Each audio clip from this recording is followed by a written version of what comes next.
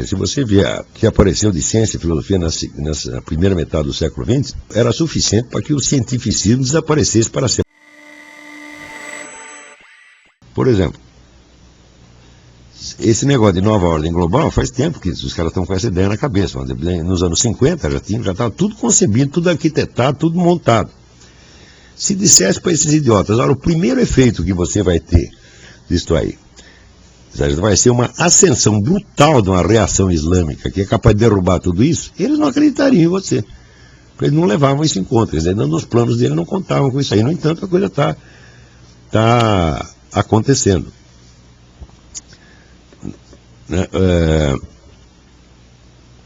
E eu vejo que essa ideia, vamos dizer, pueril do que seja a ciência, quer dizer, uma ideia que foi moda mais ou menos no século XIX, na segunda metade do século XIX, existia uma ideologia que nós chamamos de cientificista, que é dos camaradas que acreditavam que a ciência experimental tinha um domínio completo da realidade objetiva. E quando terminou o século XIX, teve um químico francês chamado Marcelin Berthelot.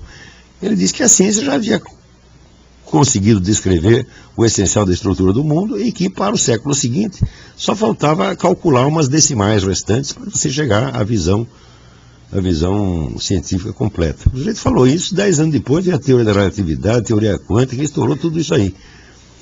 E é curioso que mesmo depois disso acontecer, e mesmo depois da gente ter sido durante 100 anos essa chamada crise de fundamentos da ciência física, que é a ciência mais desenvolvida que existe, ainda tem gente que acredita que a ciência domina a constituição objetiva do mundo, que ela conhece mesmo isso.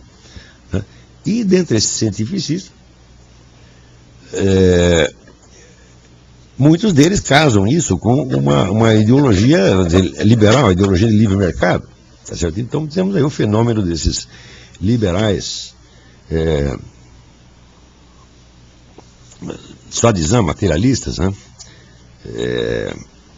E que acreditam aí num monte de bobagens que já foram desmentidas ao longo dos próprios século XX.